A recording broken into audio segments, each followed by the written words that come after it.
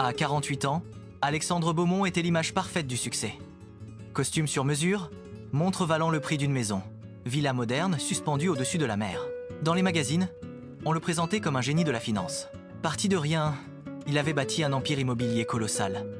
On admirait sa discipline, sa vision, son intelligence. Mais derrière les photos élégantes se cachait une vérité silencieuse. Alexandre avait peur de l'abandon. Jeune, il avait connu la pauvreté et le rejet. Une première relation l'avait quitté en lui disant « Tu ne seras jamais assez ». Ces mots étaient devenus une blessure invisible. Alors il avait décidé de devenir plus qu'assez, plus riche, plus puissant, plus impressionnant. Avec le temps, il développa une philosophie dangereuse. L'amour est un investissement. Il suffit d'y mettre le prix. Les femmes entraient et sortaient de sa vie comme des contrats. Il offrait des voitures, des voyages aux Maldives, des appartements luxueux. Il aimait voir l'émerveillement dans leurs yeux lorsqu'il signait un chèque. Cela lui donnait un sentiment de contrôle. Mais aucune ne restait longtemps. Quand l'excitation disparaissait, la relation s'éteignait. Il disait souvent à ses amis « Tout le monde a un prix, il suffit de le connaître ». Puis, un soir, lors d'un gala caritatif, il rencontra Isadora. Élégante, mystérieuse, regard profond. Elle ne semblait ni impressionnée ni intimidée. Quand Alexandre parla de ses projets, elle sourit légèrement. L'argent ouvre des portes, mais il ne construit pas toujours des maisons solides.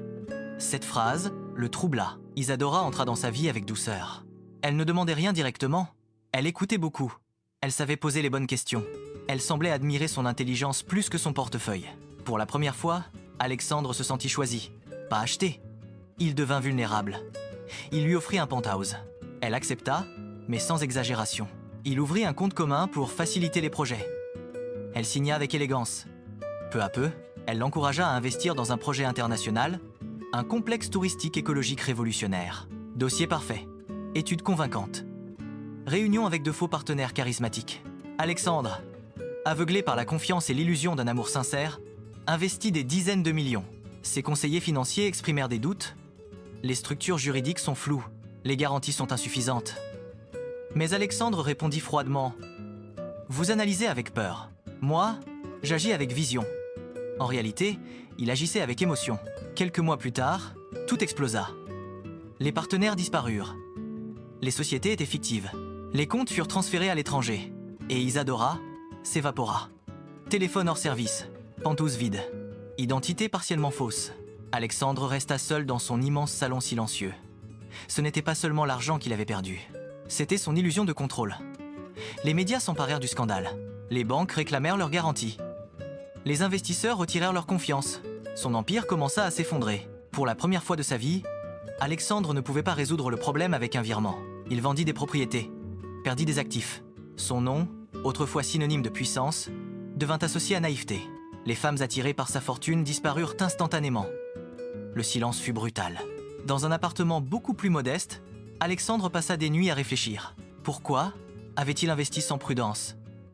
Pourquoi avait-il ignoré les signaux? La réponse était douloureuse. Il ne cherchait pas un bon projet. Il cherchait à prouver qu'il méritait d'être aimé. Il avait confondu générosité et dépendance, confiance et aveuglement, amour et validation. Des années passèrent. Alexandre reconstruisit lentement une entreprise plus petite, plus stable. Mais surtout, il reconstruisit sa perception de lui-même. Il commença à consulter un thérapeute.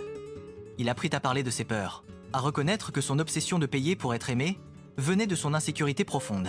Un jour, lors d'une conférence sur l'éducation financière, un jeune homme lui demanda « Quelle a été votre plus grande perte ?» Alexandre répondit après un silence « Ce n'est pas l'argent. L'argent se regagne. Ma plus grande perte a été le respect de moi-même.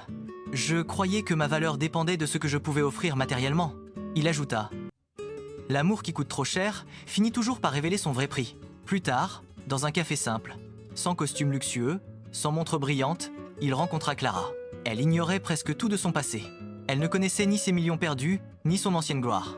Ils parlèrent pendant des heures. Il n'offrit rien ce soir-là, sauf son attention. Et pour la première fois, quelqu'un resta. L'argent peut attirer des personnes, mais il ne garantit pas l'amour sincère. Parce que parfois, ce n'est pas la femme qui détruit un homme, c'est l'homme qui tente d'acheter ce qui ne peut être vendu.